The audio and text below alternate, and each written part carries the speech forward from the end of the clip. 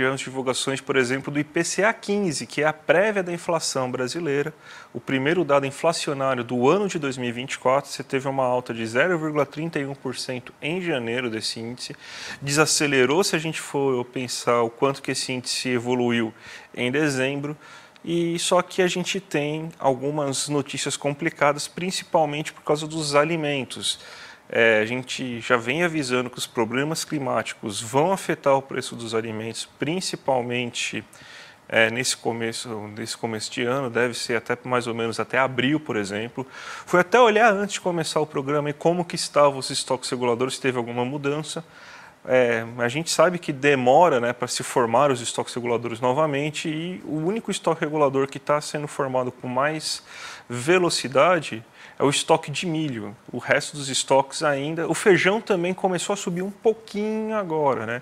Então, essa ferramenta importante, que é o estoque regulador, a gente ainda está na fase de encher novamente os estoques, porque, vamos lembrar, estavam todos zerados, não tinha estoque de nada aqui no Brasil, estava tudo zerado.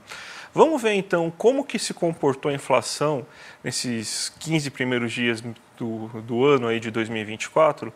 A gente tem, uma alta considerável do preço dos alimentos, e aqueles alimentos que a gente consome quase que diariamente, né?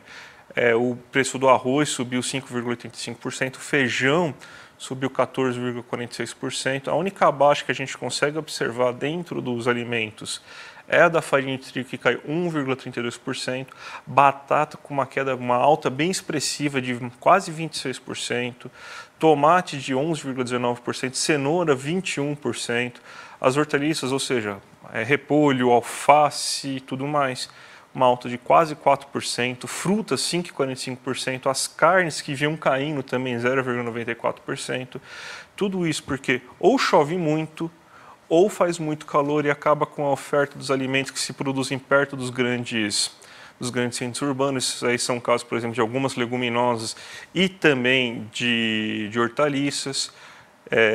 Você está com problemas no sul, o arroz está subindo o preço desde o começo do ano por causa das grandes tempestades que acontecem no sul. Agora o feijão também começando a sofrer com isso. Você tem também uma redução da qualidade do gado, então está fazendo aumentar um pouco o preço da carne. E o que está salvando a lavoura, literalmente nesse caso, né, é o preço dos bens energéticos / combustíveis, né? Porque a energia elétrica caiu esse mês 0,14%, a gasolina caiu de novo esse mês 0,43%, o etanol está caindo muito, 2,23%, é o combustível que mais vem caindo nos últimos meses, e o diesel caiu em 1,72%. Então, o que a gente está tendo é meio que um retrato inverso do que aconteceu no começo do ano passado. Os alimentos têm uma alta de preço, principalmente por causa dos elementos climáticos que estão afetando muito a produção brasileira. Quando for sair, já saiu, por exemplo, o levantamento de grãos, a gente está vendo que dentro desse levantamento de grãos,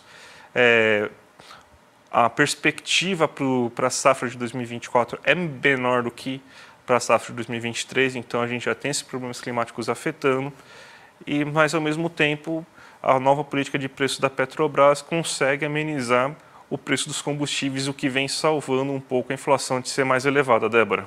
E como é que ficou, André? Conta pra gente como é que ficou aí nesse acumulado, né, de 12 meses, porque aqui a gente tem a variação mensal, né, de cada um dos itens, mas conta pra gente aquele cálculo que a gente faz, como é que ficou nos 12 meses, aí cada grupo nessa prévia da inflação. Exatamente. Se você fez aí alguma dessas coisas, se divertiu, pagou boleto, fez mercado, feira ou açougue, você está vendo aí certinho o que está pesando mais no seu bolso.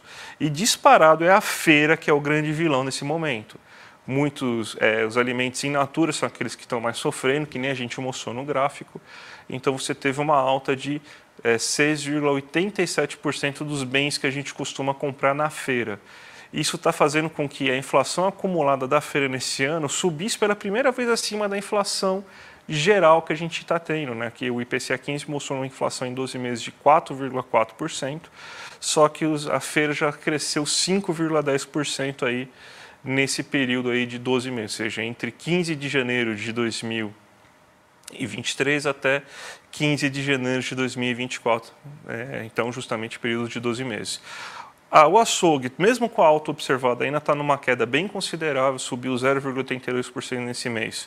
Só que nos últimos 12 meses a gente ainda observa a queda. É o único grupo que ainda tem queda ainda nesse momento, que é de 6,55%.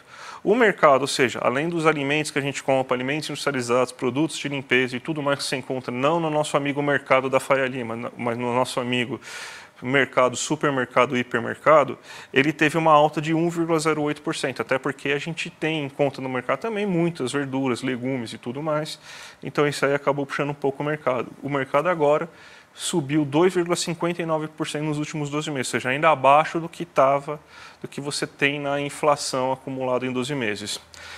Os boletos tiveram uma leve queda, 0,06% aí no mês de janeiro. Mas a gente não foi captado aí nos resultados do final de janeiro. Os boletos costumam crescer nesses 3 primeiros meses, são meses de reajuste. Então a gente provavelmente vai ver esse valor crescer no IPCA final do mês de janeiro.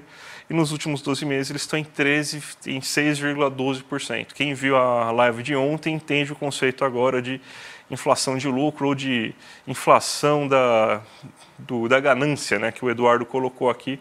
Existe muita recomposição de taxa de lucro perdida, né, principalmente durante a pandemia. Isso aqui é um efeito que você tem muito na questão do boleto. E você teve um aumento de 0,3% do lazer, que fez com que o acumulado ficasse em quase 7% aí no lazer. Isso aí é aquela inflação que a gente fala, é ruim para o consumidor, mas para o pessoal que vive do lazer é um bom sinal, porque isso é muito resultado do aumento de renda das pessoas que trabalham no setor. São geralmente empresas pequenas que fazem parte do setor de lazer, né? Então, bares, restaurantes, cabeleireiros, manicures e tudo mais. Então, são esse tipo de gente que atua com o lazer das outras pessoas. Então, aumentou o preço porque justamente aumentou os salários pagos nesses setores. Então, por mais que a gente possa reclamar, o brasileiro está pagando mais caro para se divertir, só que também é fruto do aumento de renda. Então, essas são escolhas que a gente acaba tendo que fazer. O ideal era quando o lazer crescia e os alimentos caíam, né? A gente agora tem esse problema sazonal que a gente não tem ainda os estoques reguladores para conseguir reverter, isso daí vai demorar, né? Mas é assim que está a inflação brasileira aí nesse começo de ano, Débora.